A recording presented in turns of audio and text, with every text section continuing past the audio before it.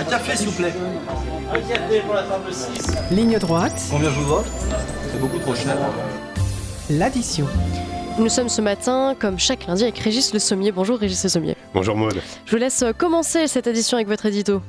À mon édito, écoutez, c'est un édito un petit peu au débeauté. C'est effectivement cette nouvelle tentative d'assassinat sur la personne de Donald Trump qui est intervenue hier et qu'on a appris pendant la nuit hier aux États-Unis, puisque c'était à 13h30, alors que Donald Trump était en pleine partie de golf, dans son golf fétiche, à côté de sa maison, de sa villa de Mar-a-Lago, en Floride. Golf qui porte le nom de Trump, comme il y en a beaucoup d'ailleurs aux États-Unis. Et donc, oui, pour la deuxième fois, l'ex-président américain est victime d'une tentative d'assassinat. Alors on peut se demander, il y a plein de choses ce matin, plein de questions qui se posent. D'abord, comme l'a dit Elon Musk, qui a réagi, vous savez, Elon Musk soutient Donald Trump. Il a dit, ce n'est pas Kamala Harris ou Joe Biden qui sont visés par des tentatives d'assassinat. Il semble que c'est régulier maintenant, que ce soit Donald Trump.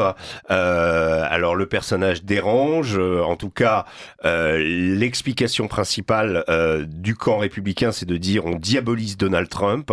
Les médias américains diabolisent Donald Trump et en conséquence, des individus déséquilibrés avec des armes, comme il y en a pas mal aux États-Unis, d'armes et d'individus déséquilibrés, eh bien certains décident de passer à l'acte. Là, on a un profil quand même d'un personnage qui n'a pas été tué, qui n'a pas pu tirer de coups de feu, qui a reçu les coups de feu des Secret Service qui l'ont détecté avant qu'il passe à l'acte. Et on est face à un personnage beaucoup plus impliqué dans le camp démocrate, donc et surtout beaucoup plus impliqué au niveau de la guerre en Ukraine, puisqu'il s'agit d'un personnage, d'un homme de 58 ans, prénommé Ryan Roth, et qui a dès mai 2022, puisqu'il apparaît dans une vidéo publiée par le magazine Newsweek, où on le voit faire du recrutement de mercenaires pour la Légion internationale ukrainienne, qui est une unité un peu particulière qui accueille un peu à la manière des brigades internationales d'Espagne les volontaires pour pouvoir combattre dans l'armée ukrainienne. Et lui nous explique sur cette vidéo qu'il s'agit du combat du camp du bien contre le camp du mal, et que on doit se mobiliser, que l'ensemble des pays du monde doivent se mobiliser. Donc personnage très particulier qui intervient aussi dans un clip vidéo de propagande du bataillon Azov. Alors bon, inutile de vous dire qui est le bataillon Azov, tout le monde sait ses ramifications avec les mouvances néo-nazis et autres, mais on est dans un personnage impliqué qui déteste viscéralement Donald Trump et qui est registered Democrat, comme on dit, c'est-à-dire qu'il est enregistré comme électeur démocrate. Donc là, on a un profil net, alors que dans le cas précédent, c'était différent. Là, ce personnage, donc ce Ryan Roth, n'a pas été tué, donc il a été appréhendé après avoir tenté de fuir. Donc il va être interviewé, il va être interrogé, il est en train d'être interrogé. Donald Trump, lui, n'a jamais été en danger, mais néanmoins, c'est quand même quelque chose qui va perturber la campagne. Ses adversaires, Joe Biden et surtout Kamala Harris, ont fait des messages allant dans le sens apportant leur soutien à Donald Trump, mais on est quand même dans une situation où par deux fois, un ex-président américain a été victime de tentatives d'attentat. La première fois, ça s'était traduit dans les sondages par un boost pour Trump, une amélioration de ses scores. Là, il n'y a pas eu vraiment de changement depuis le débat, mais cette nouvelle tentative d'attentat, évidemment, devrait normalement améliorer la cote de popularité de Donald Trump. C'est quand même incroyable. On vit une élection, et ça, je conclurai là-dessus, on vit une élection qui est un feuilleton. Toutes les semaines, il y a quelque chose qui se produit. 2 tentatives d'attentat contre un des candidats, un candidat qui se retire, une candidate vice-présidence qui n'était pas du tout prévue et qui arrive et qui est obligée de faire campagne en moins de 3 mois. Bref, c'est une élection hors norme, une élection extraordinaire. Merci beaucoup Régis Le Sommier. L'addition. Alors on parlait de l'impact que va avoir cette nouvelle tentative d'assassinat présumée, puisqu'une enquête est en cours pour l'instant. Vous croyez que il va y avoir un sursaut dans les sondages après cette nouvelle Ah cette oui, nouvelle je attaque pense, parce que c'est comme toujours, il faut se mettre, vous savez, quand il y a eu le débat, vous regardiez les titres de la presse française et la plupart des commentaires dans la presse américaine et dans les médias américains, Kamala Harris avait remporté haut la main le débat. Et que le New York Times, qui quand même avec un souci d'honnêteté avait dit les experts acclament Kamala Harris, en revanche les indépendants, vous savez cette cette frange de l'électorat qui est visée par les deux candidats, eh bien les indépendants, eux, sont plus dubitatifs. Voilà ce qu'avait dit le New York Times. Et il s'avère qu'en effet, au niveau des sondages, et vous savez, il y a des sondages quotidiens plusieurs fois par jour qui sont menés, des rollings sur certains instituts, où on teste l'électorat dans ce qu'on appelle les battlegrounds, c'est-à-dire là où l'élection va se jouer, c'est-à-dire ces États qui vont apporter un certain nombre de grands électeurs et qui peuvent faire bouger l'arithmétique et permettre aux candidats de l'emporter. Et puis, il y a les sondages au niveau national. Et là, on a vu que Donald Trump, juste avant le débat, avait refait le retard qu'il avait sur Kamala Harris. Là, parfois, il est repassé en tête. Parfois, c'est quasiment 50-50. Donc, on est dans une situation où il n'y a pas... L'un des candidats n'a pas pris définitivement l'ascendant sur l'autre. Ouais. Une affaire comme celle-là montre que Donald Trump est une cible, montre que Donald Trump a des idées ou un combat qui visiblement dérange un certain nombre d'individus et ça ne peut que aller dans son sens. Kamala Harris va avoir du mal à se positionner. Donald Trump va éclipser encore les commentaires pendant au moins 5-6 jours. Là, on est à 50 jours de l'élection. Ouais, ça va vite, hein. Et ce côté, attention, ça c'est quelque chose à lequel on n'est pas moins sensible en France peut-être, mais c'est le côté miraculé de Donald Trump qui une chance et une chance incroyable qui aux États-Unis a tendance à être interprétée comme un signe divin et comme quoi le président serait protégé ou l'ex-président serait protégé par une aura d'invincibilité. Ça va dans le sens de son personnage, ça va dans le sens de ce qu'il exprime et évidemment dans les sondages je pense que ça devrait se vérifier d'autant que la candidature de Kamala Harris pêche justement par un manque d'exposition. Vous avez d'un côté un président qui est prêt à prendre des balles pour aller parler aux gens, et de l'autre côté une candidate qui, dès qu'elle intervient quelque part, a besoin d'avoir son vice-président à côté, une Dana Bash de CNN sympathisante, la modératrice du débat de ABC qui faisait partie de sa sorority quand elle était étudiante, donc des gens très très bienveillants vis-à-vis d'elle et qui ne posent pas les vraies questions, qui ne la fact-check pas, puisqu'on peut utiliser ce terme moderne, et donc qui est dans le confort. Donc face à ça, eh bien, évidemment, aujourd'hui, la prime, c'est quand même à celui qui va vers les gens. Cela dit, Donald Trump va être obligé de se calmer. Il a déjà des parois en verre quand il parle dans les meetings. Il a une voiture blindée. Il circule maintenant dans ce qu'on appelle une motorcade, c'est-à-dire un ensemble de véhicules noirs dans lequel non seulement on ne sait pas où il est, dans quel véhicule, etc. Enfin, tout ça, il y a des mesures de sécurité énormes qui ont été prises. Et ce que réclament les républicains actuellement, c'est que Donald Trump ait les mêmes mesures de sécurité que Joe Biden. Ce qui n'est pas le cas, parce que s'il y avait eu les mêmes mesures de sécurité, eh bien, les pourtours du Golfe auraient été checkés et l'individu probablement appréhendé avant. Là, c'est un homme des Secret Service qui a fait son travail pour une fois. La dernière fois, les Secret Service avaient laissé quand même le tireur se poster, s'allonger sur un toit. Et puis les réactions avaient été un peu sommaires, bizarres, enfin, on n'avait pas bien compris. Il y a eu un grand déballage devant le Sénat, c'est-à-dire que la chef des Secret Service a démissionné, donc il y a eu véritablement des failles. Cette fois-ci, Donald Trump lui-même a remercié les Secret Service de l'avoir aidé ou d'avoir empêché la personne de passer à l'acte. Oui. Alors vous l'avez dit, les deux candidats se talonnent dans les sondages à 2 ou 3 points près. Cet événement va peut-être faire basculer justement le cours de la campagne. Et en même temps, les médias, vous l'avez cité tout à l'heure, ont aussi donné largement, gagnante Kamala Harris au sortir du débat qui a eu lieu la semaine dernière. Qu'est-ce que ça dit finalement du poids des médias, puisque finalement ça n'a pas eu d'impact dans les sondages malgré l'énorme soutien. Est-ce que l'électorat américain désormais se fiche du... Oui, alors ils s'en fichent, c'est toujours à double tranchant. Hein. Les médias, évidemment, mettent, ou une partie des médias, puisqu'il y a quand même des médias pro-Trump aux États-Unis, ou en tout cas d'autres qui sont un peu plus équilibrés, mais l'immense majorité, effectivement, s'est mis derrière, a pris le train Harris-Valls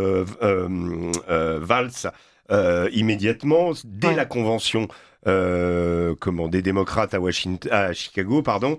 Vous savez, les démocrates sont extrêmement affûtés, sont très forts pour ce que j'appelle faire du neuf avec de l'ancien, ou du très ancien, voire de l'inexistant, avec le cas de Kamala Harris, c'est-à-dire qu'on va vous vendre une personne qui n'existe pas en réalité, puisque elle a effectivement une carrière, mais en tant que vice-présidente, elle n'a quasiment pas été visible. On lui a confié aucun rôle, ou quasiment. Donc, à part peut-être d'amener des migrants à Springfield, Ohio. Mais c'est vrai qu'on a eu une vice-présidente fantôme en quelque sorte. En fait, on ne l'a pas vue pendant le mandat de Joe Biden. Pourquoi ? Et ça dit. D'abord, ça dit sur ses compétences, ça dit sur la confiance qu'avait en elle le Parti démocrate, qui est obligé de prendre cette candidate parce que le candidat naturel ou légitime, entre guillemets, mentalement, physiquement, n'est plus capable d'exercer. Pardon. Reprenez votre souffle. Est-ce que vous voulez un verre d'eau, peut-être ? On va peut-être vous apporter un verre d'eau. Je veux bien que quelqu'un en régie, s'il vous plaît, aille chercher un verre d'eau. Merci beaucoup. On va enchaîner peut-être sur... Moi, j'ai une question. Voilà, Liselotte Dutreuil. Je peux faire durer un peu le temps que Régis, vous repreniez votre... tranquillement. Oui, en fait, en France, on a cette vision de... Je grossis les traits, mais de la gauche à la droite, avec une gauche très bien pensante, bienveillante, dans l'ouverture, et puis une droite dure, fermée et méchante. Je grossis les traits. Est-ce qu'aux États-Unis, c'est la même chose ? Et est-ce que le fait de voir par 2 fois des tentatives de meurtre de la part de ce camp de la bien-pensance, de l'ouverture et de la tolérance, ça peut aussi faire changer l'opinion qu'on a des électeurs justement des démocrates, parce qu'on a beaucoup parlé de l'influence que ça a sur la vision qu'on a de Trump. Est-ce que ça va changer aussi la vision qu'on va avoir de ces électeurs-là ? Écoutez, pour vous répondre, moi je prendrais les propos d'un démocrate lui-même qui a rejoint le camp de Donald Trump, en l'occurrence Robert Francis Kennedy Jr., qui dit les démocrates, pour moi, c'est devenu le camp de la guerre, c'est devenu le camp de la censure, c'est devenu le camp des grands intérêts, le camp des multinationales, le camp des GAFAM, et ce n'est plus le Parti démocrate de mon enfance. En gros, c'est les raisons pour lesquelles il a rejoint le camp de Trump. Alors, est-ce à dire que le camp de Trump, c'est une droite régénérée ? Oui, certainement, puisque elle intègre d'abord d'anciens démocrates, ou alors des gens qui n'ont pas bougé dans leurs convictions, mais l'électorat, le paysage politique américain a bougé. Je parle en l'occurrence de gens comme Tulsi Gabbard, ou Brett Weinstein, qui est un biologiste très connu, qui était fermement ancré dans le camp démocrate et qui aujourd'hui soutiennent Donald Trump. Je pense que là, ça c'est une évolution qui est quand même intéressante.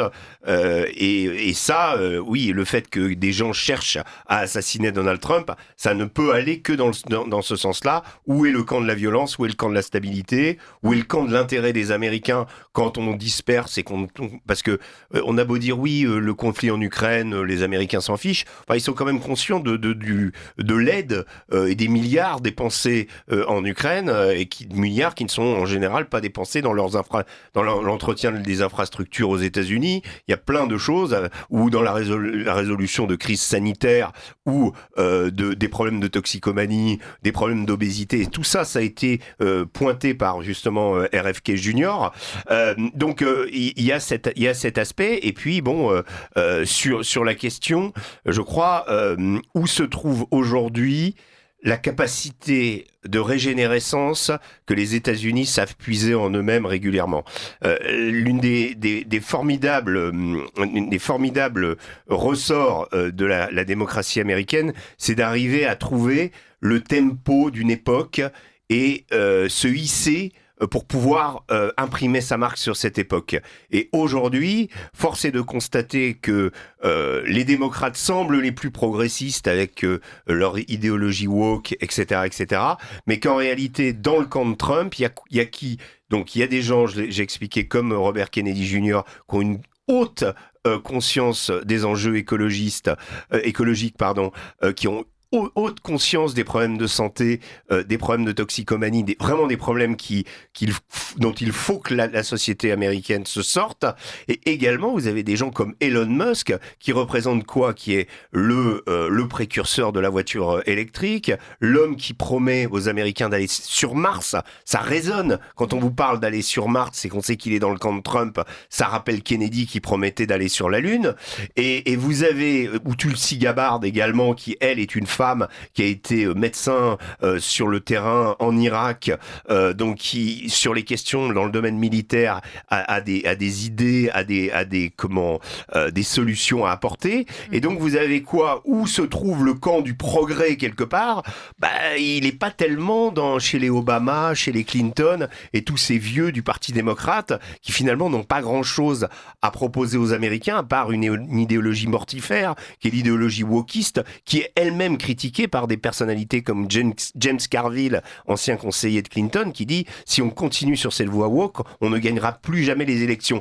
Et donc les démocrates sont face à un vrai dilemme, c'est qui imprime le futur de l'Amérique. Il semble qu'au vu des éléments que je viens de vous donner, c'est plutôt dans le camp Trump que ça se passe, même si Trump reste basiquement quelqu'un, c'est un opportuniste, même si Trump c'est un milliardaire à la base. Mais il est capable de se laisser guider, il est capable de se laisser influencer pour justement créer l'Amérique de demain. Marie-Fay Licon. Un dernier mot peut-être avant qu'on passe au prochain sujet sur effectivement Trump-Harris, ce grand duel. Un des sujets évoqués durant leur débat a été notamment celui d'Israël. J'aimerais prendre un peu d'auteur et parler justement de l'avenir, des conséquences d'élection de soit Kamala Harris, soit Donald Trump pour justement le conflit israélo-palestinien. Alors Kamala Harris a réitéré son soutien au droit d'Israël à se défendre et a répondu non à la question de savoir si présidente, elle suspendrait donc les livraisons américaines d'armes à Israël, tout en appelant parallèlement à un cessez-le-feu. Trump a déclaré, lui, en toute nuance, qu'Israël cesserait d'exister sous une nouvelle présidence démocrate. Oui, alors évidemment, sur la question israélienne, on est toujours dans l'excès et, à mon sens, dans l'absence de réel impact une fois élu. Je pense que Kamala Harris continuera grosso modo la politique de Joe Biden, c'est-à-dire de tenter de trouver une solution à la question à la libération des otages, mettre un terme au drame humanitaire épouvantable de Gaza, et donc ça c'est ce que Biden a essayé de faire avec Anthony Blinken à la manœuvre. Ça n'a pas fonctionné parce que il y a l'agenda personnel de Benjamin Netanyahou et des faucons israéliens. Avec Trump, il n'est pas dit que ça fonctionne non plus, même si la relation entre Donald Trump et Benjamin Netanyahou a été idyllique à une certaine époque, elle ne l'est plus du tout aujourd'hui. Donc je ne crois pas que ça sera vraiment qu'il y aura un véritable changement au niveau de ce qui peut se passer à Gaza. Je pense que ce qui se passera à Gaza va se solutionner en Israël, même si les États-Unis tentent de peser, la communauté internationale aussi de plus en plus. En revanche, sur l'Ukraine, il y a une vraie différence, et je terminerai là-dessus, parce que Donald Trump a promis d'arrêter la guerre en Ukraine en 24 heures chrono.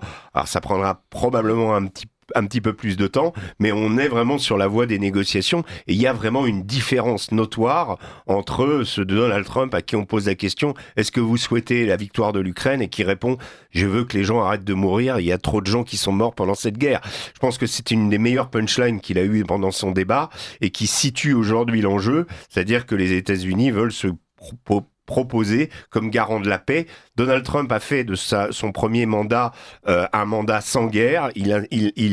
il espère de faire du prochain, s'il est élu, également un mandat sans guerre, en tout cas un mandat qui permettra de solutionner les guerres sur la planète. Allez, on passe à une petite devinette, Régis Le Sommier. Alors, une phrase très très très courte et très très très facile. Qui a dit « Je déteste Taylor Swift » ? C'est Donald Trump. Bravo. Quel talent. Bah oui, évidemment, parce que Taylor Swift a apporté son soutien. Et qui a d'ailleurs c'était perdu attendu. des millions d'abonnés sur Instagram depuis qu'elle a rejoint Kamala Harris. Oui. Ah, Après, on disait justement que ça y est, les fans de Taylor Swift avaient enfin vers qui se tourner. Apparemment, non. En Non. fait, ils savaient déjà et Pas ça leur a vraiment. pas plu. Mais c'est un indicateur, c'est intéressant. c'est fait. Régis Le Sommier, des nouvelles du front russo-ukrainien avec cette offensive ukrainienne à Koursk. L'armée russe a tenté une répression ce 11 septembre qui s'est pour le moment révélée plutôt inefficace selon les dernières informations. Qu'en est-il réellement et où en est-on de ce bras de fer à Koursk ? Alors sur Koursk, on est dans une situation où les Russes ont récupéré, on va dire, un quart en gros de ce qu'ils avaient perdu. En effet, il y a eu une contre-offensive russe menée à l'est de la poche de Soudja. Soudja étant la ville un petit peu sur laquelle s'appuie cette occupation d'une partie de la Russie par l'Ukraine. Je crois qu'il faut être clair et appeler un chat un chat. Cette offensive des Ukrainiens sur le territoire russe n'a pas eu les résultats espérés. De l'aveu de Zelensky lui-même, Zelensky n'a pas dit que c'était un échec, mais il a dit « Nous espérions que », je le cite presque mot pour mot, nous espérions que les Russes mobiliseraient des unités du Donbass. Oui. En fait, l'idée étant de soulager les unités ukrainiennes qui étaient à la peine dans le Donbass. Ça ne s'est pas produit. Au contraire, un certain nombre d'unités qui ont été ponctionnées sur les effectifs du Donbass pour réaliser cette incursion en Russie, ont fait que la situation s'est empirée dans le Donbass, où les Russes ont repris, on va dire, à peu près 300-400 km², dans des zones très importantes parce que ce sont des zones... La grande différence entre la partie du territoire russe occupée par l'Ukraine à Koursk et le Donbass, c'est que le Donbass, c'est extrêmement peuplé, il y a énormément de minerais. On arrive dans une situation où l'une des dernières grandes mines de charbon qui appartient à l'Ukraine risque de passer sous côté russe. Donc toute la sidérurgie ukrainienne risque d'être impactée par cette prise quasi totale, pour le moment elle n'est pas encore effective, mais qui est du Donbass par la Russie. Donc le bassin minier, le poumon industriel du pays serait contrôlé par les Russes. Or, en revanche, du côté de Koursk, on est face à des villages perdus dans des forêts qui n'ont stratégiquement aucun intérêt. Donc on est plus dans du symbolique. Ce symbolique aurait pu marcher si il s'était suivi d'une débandade des Russes. En réalité, les Russes ont réussi à circonscrire cette offensive ukrainienne, à provoquer une contre-offensive, mais qui n'a pas fonctionné, mais qui est toujours en voie de développement, à reprendre un peu de terrain. Donc cette situation est bloquée, on dira, avec des unités ukrainiennes mobilisées à Koursk, alors que les Ukrainiens en ont urgemment besoin dans le Donbass. Voilà, on est dans une situation qui se profile comme n'étant pas en faveur de l'Ukraine une nouvelle fois. Ouais. Si on ajoute à ça les désertions, les recrutements forcés dans les rues où on voit ces hommes courir après des passants, simplement parce que ce sont des hommes pour les envoyer combattre. Ouais, d'accord. On est dans une situation extrêmement critique pour l'Ukraine. Un des points, et je terminerai là-dessus, sur lesquels les Ukrainiens se plaignent aussi, les officiers ukrainiens se plaignent, c'est le manque de qualité, de manque de formation des soldats. La formation est de plus en plus épisodique, elle n'est pas assez complète, et on a tendance à envoyer les soldats au front sans formation véritable. Beaucoup d'officiers ukrainiens s'en plaignent, et ça en dit long sur actuellement le moral des troupes et sur ce qui se passe dans l'armée ukrainienne. Quelle a été la réaction de l'Union européenne ? Parce qu'on savait que l'envoi d'armes dépendait du fait que l'Ukraine s'en serve uniquement pour contrer des attaques et non pour attaquer.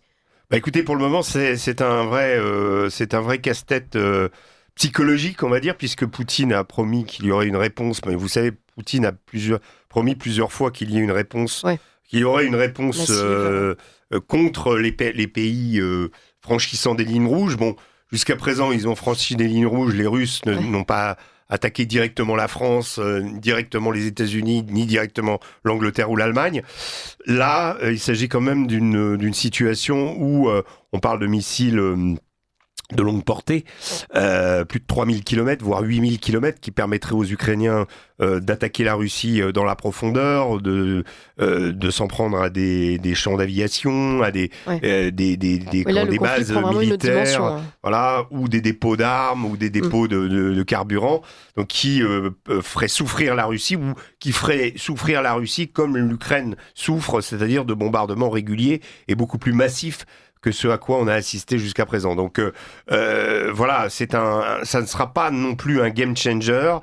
Aujourd'hui, le président Zelensky va aller à Washington pour plaider à nouveau la possibilité d'utiliser ce type d'armes, mais on sent bien qu'il y a quand même une certaine fébrilité et qu'il faudra certainement attendre la fin des élections américaines pour savoir si on va aller dans ce sens-là ou non. Marie Fallicon, il reste 1 minute 30. Alors, il ne nous reste pas beaucoup de temps. Oui, alors non seulement l'Ukraine, mais aussi les États-Unis, on en parlait, et l'OTAN semble donc au pied de mur sur la question ukrainienne. La question qu'on se pose devient, mais comment sauver le régime Zelensky? Et puis, le faut-il, avec cette épée de Damoclès, évidemment, cette menace, au cas échéant, de tomber dans une 3e guerre mondiale? Écoutez, je pense que personne à ce stade, États-Unis compris, n'a envie qu'il y ait une 3e guerre mondiale. Les propos de Poutine ont été sans ambiguïté récemment sur la riposte russe. Plusieurs fois, on l'a entendu parler de nucléaire, on l'a entendu parler de catastrophe nucléaire. Il a déjà été dans ce sens-là. On jouerait vraiment avec le feu. Donc, pour le moment, je vais dire, l'Ukraine est dans une spirale qui est assez classique quand on connaît des difficultés dans l'histoire. C'est-à-dire que c'est souvent les extrémistes qui gagnent la partie, qui ont tendance à vouloir, alors que leurs heures sont comptées, être le plus extrême possible. Là, on sent qu'on est dans un jeu de pouvoir en Ukraine extrêmement dur, avec un président Zelensky qui a reporté sine die les élections, qui n'est théoriquement plus le président de l'Ukraine puisqu'il n'est plus élu, son mandat s'est achevé, une grosse partie de l'opposition est en prison, la plupart des titres d'opposition sont interdits, donc vous êtes quand même dans un pays qui, pour des raisons de guerre, s'est quand même éloigné des principes de liberté que nous, Français, sommes censés défendre là-bas d'ailleurs. Donc on est, voilà, c'est une course... Une course au plus extrême avec des conséquences et de plus en plus de voix également en Ukraine qui réclament une paix qui sauver les meubles avant qu'il ne soit trop tard, parce que plus ça va aller, plus les Russes vont rentrer facilement, à mon sens, si les défenses ukrainiennes s'effondrent. Merci beaucoup Régis Le Sommier d'être notre partenaire le lundi. Je rappelle que vous êtes directeur de la rédaction d'Omerta et reporter de guerre. On vous retrouve la semaine prochaine à la même heure. Merci. Merci beaucoup.